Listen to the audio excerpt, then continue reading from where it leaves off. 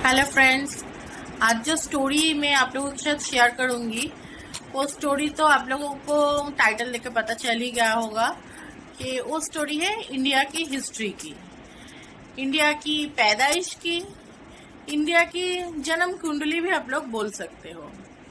तो यह story start करने से पहले हम लोगों को ये याद रखना होगा कि इंडिया, हम सब लोगों को पता है कि इंडिया ब्रिटिश के अंडर में था। ब्रिटिश ने बहुत सालों तक, 200 सालों तक हमारे इंडिया में राज किया। देन ब्रिटिश जाने के बाद हम लोगों को फ्रीडम मिला, और ये फ्रीडम भी हम लोगों को ऐसे ही नहीं मिल गया था। ये फ्रीडम मिला था इंडिया का कुछ फ्रीडम फाइटर के वजह से, यानी कि विप्लवी के वजह से। तो ये फ्रीडम फाइटर इंडिया में ही फ्रीडम लाने के लिए बहुत ही कष्ट किया था। कुछ फ्रीडम फाइटर ने खुद का, मतलब क्या बोले, खुद खाने का भी चीज नहीं थे उन लोगों के पास। बहुत स्ट्रगल किया उन लोगों ने। तो ये सब होने के बाद इंडिया को फ्रीडम मिला।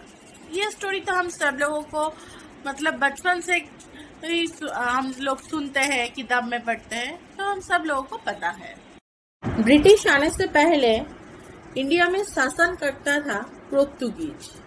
पोर्तुगीज ही फर्स्ट है जो इंडिया में दूसरे देश से आकर हम लोगों के ऊपर बहुत अत्याचार किया और इंडिया का शासन खुद के हाथ पे ले लिया था।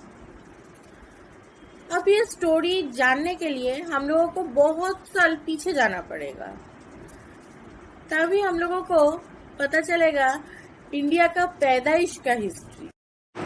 जब हम लोगों को पता नहीं था कि इंडिया के बाहर भी कोई देश है, और शायद बाहर के जो देश है उन लोगों को तो पता नहीं था कि इंडिया नाम का भी एक देश है। उस समय की बात है ये। उस समय हमारा इंडिया में जो शासन था, वो शासन दिल्ली सल्तनत पर बैठा हुआ सम्राट अकबर कर रहा था। सम्राट अकबर के बारे में तो हम सब लोगों को ही पता है। स्पेशली मेरा तो बहुत ही फेवरेट हिस्ट्री कैरेक्टर है आज सम्राट अकबर। तो अकबर का कुछ बात हम लोगों को पहले जानना पड़ेगा, नहीं तो इंडिया का जो पैदाइश का हिस्ट्री है वो हम लोगों को क्लियर नहीं होगा। तो चलो स्टार्ट करते हैं आज इंडिया का हिस्ट्री। सम्राट अकबर जो बहुत ही बचपन में ही उनका मतलब गद्दी में बैठना पड़ा, क्योंकि उनका जो पिता था उनका देहांत हो गया था। तो बहुत बचपन से ही उन्होंने शासन कैसे करते हैं देश में यह सीख लिया था, और इसलिए शायद बचपन से ही वो थोड़ा रूट होने लगा था। उनका नेचर थोड़ा रूट नेचर का था। तो फिर धीरे धीरे वो बड़ा हुआ, उनकी शादी हुई। तो अकबर का जो हिस्ट्री है वो हम लोगों ने बुक पे बहुत पढ़ा है, और जो मूवी आया था जोधा अकबर, उससे तो हम सब इंडियंस को पता ही चल गया है कि जोधा अकबर मूवी में अकबर का कैसा कैरेक्टर था, जोधा का कैसा कैरेक्टर था, सब कुछ। तो अकबर का उस मूवी से हम लोगों को पता चल गया था कि अकबर का बहुत सारा क्वीन थे, यानी कि रानी थे। तो इसमें से 2 रानी थे जो अकबर का बहुत ही फेवरेट था। ये दोनों रानी में से पहला जो रानी था वो था अकबर का फर्स्ट वाइफ, जिसके साथ बहुत ही बचपन में अकबर का शादी हुआ था। और वो जो फर्स्ट वाइफ था वो वाइफ अकबर का वाइफ से कम दोस्त था, अच्छा एक दोस्त। और सेकंड जो अकबर का फेवरेट रानी था वो था जोधाबाई। जोधाबाई हिस्ट्री का बहुत जाना पहचाना सा एक कैरेक्टर है जो हिंदू कम्युनिटी से बिलोंग करता था, हम सब लोगों को ही पता है। तो जोधाबाई अकबर के लाइफ में आने के बाद अकबर का लाइफ का एक ड्रास्टिक चेंज हुआ था। अकबर का नेचर का एक ड्रास्टिक चेंज हुआ था। जैसे हम सब लोगों में ही एक बात है कि हम सब लोग ही खुद के कम्युनिटी के लोगों को ज्यादा प्रायोरिटी देते हैं हर वक्त। ऐसे अकबर भी सम्राट था, लेकिन था तो एक इंसान ही। तो वो भी खुद के कम्युनिटी के लोगों को ही ज्यादा प्रायोरिटी देते थे। खुद के कम्युनिटी मीन्स उनका जो कम्युनिटी था वो मुस्लिम कम्युनिटी से वो बिलोंग करते थे। तो जोधा जी के साथ शादी होने के बाद उन्होंने धीरे धीरे हिंदू कम्युनिटी के बारे में जानना स्टार्ट किया।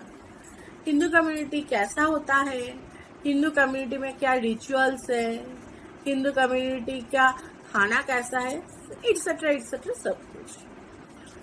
तो धीरे धीरे अकबर का बहुत फेवरेट, सबका ही फेवरेट कम्युनिटी होता है खुद का कम्युनिटी, लेकिन अकबर का खुद का कम्युनिटी से बाहर भी हिंदू कम्युनिटी भी फेवरेट होने लगा था। ये था अकबर और जोधा जी का मतलब प्रेम हिस्ट्री का एक पार्ट। हिंदू कम्युनिटी के समझने के बाद अकबर ने बहुत अच्छी तरह से सोचकर देखा कि सब कम्युनिटी के लोगों को ही प्रायोरिटी देना चाहिए, क्योंकि मैं सम्राट हूँ। सम्राट के सामने हर कम्युनिटी का लोग ही एक समान होता है। इसलिए अकबर ने डिसाइड किया कि मैं हर कम्युनिटी के लोगों को बात सुनूंगी और सबका बात को प्रायोरिटी दूंगी। इस टाइम में इंडिया का लोगों को पता नहीं था कि इंडिया के बाहर भी एक देश है। एक नहीं, कई सारे देश है। इंडिया एक वर्ल्ड का एक पार्ट है, और शायद इंडिया का बाहर का जो देश था उन लोगों को भी पता नहीं था कि हमारा वर्ल्ड में इंडिया नाम का भी एक देश है।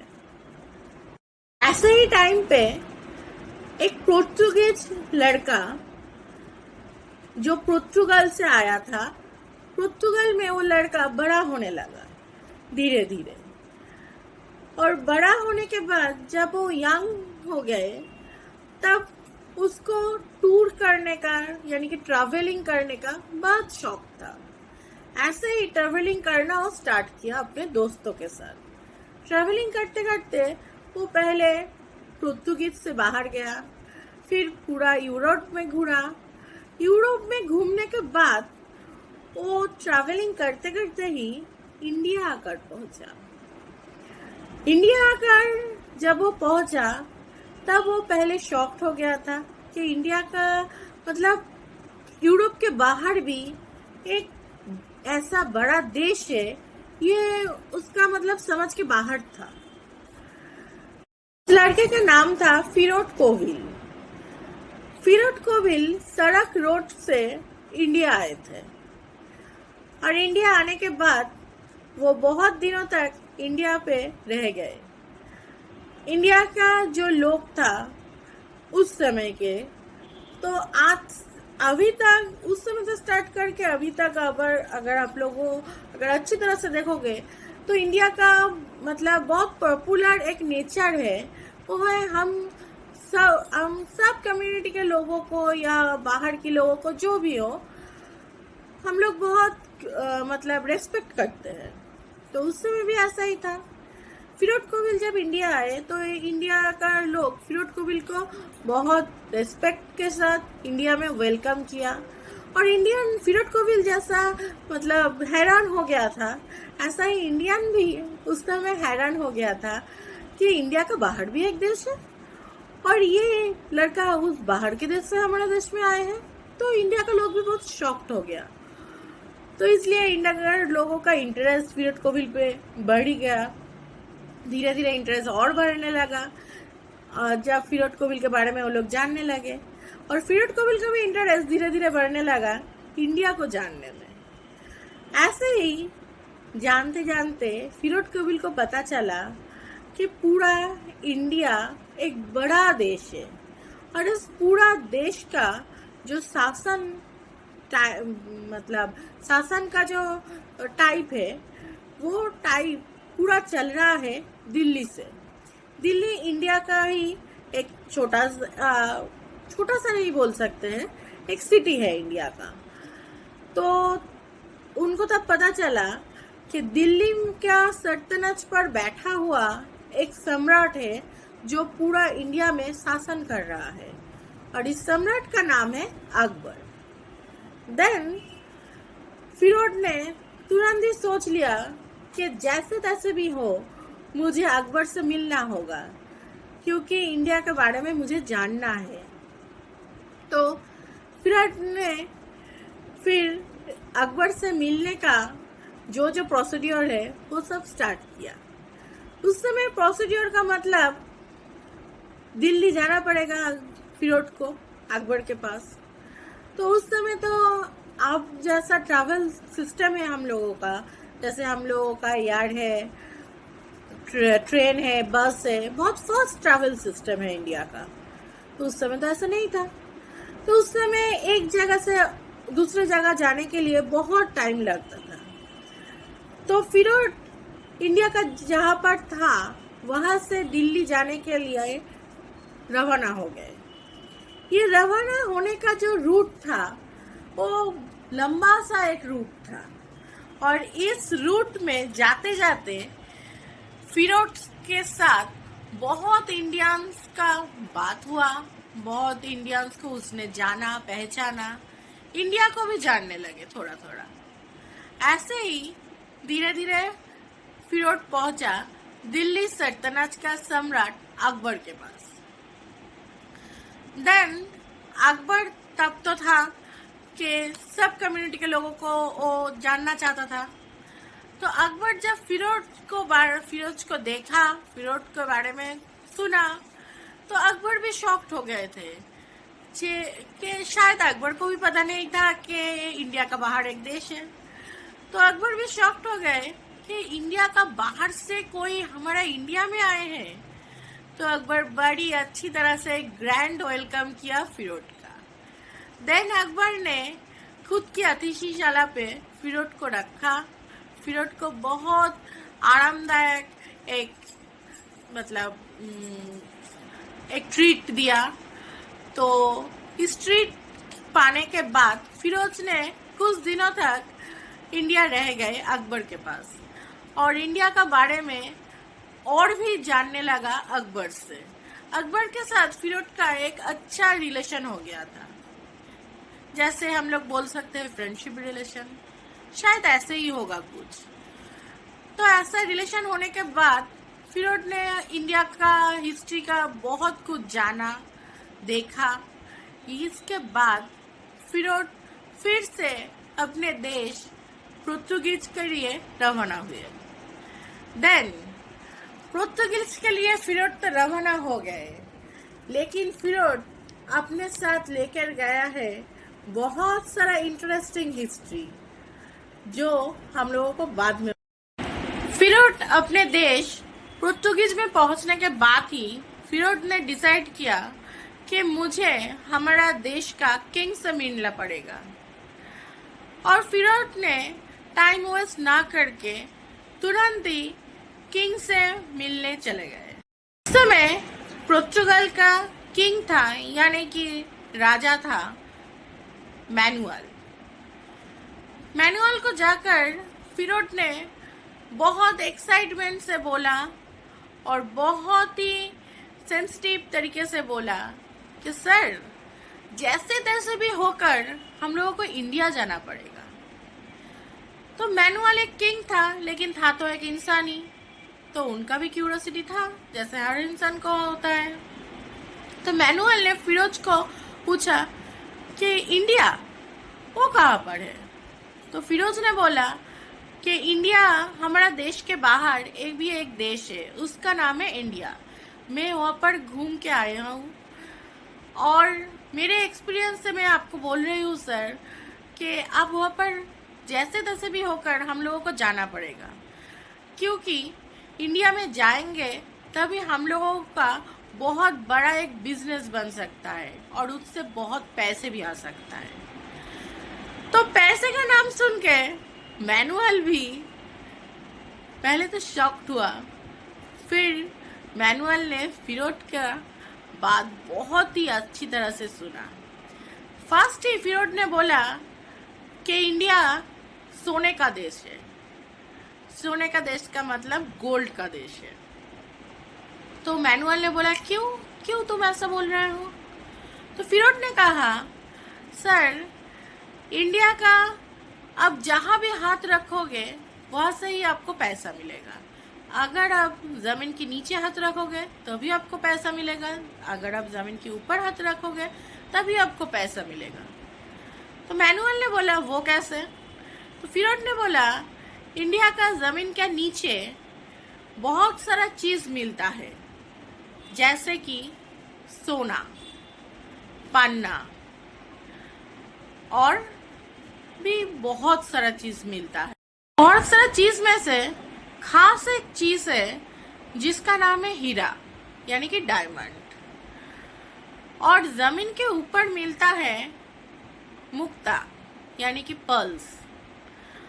और मिलता है धागा से बना हुआ एक कपड़, जिस कपड़ का नाम है मुस्लिन।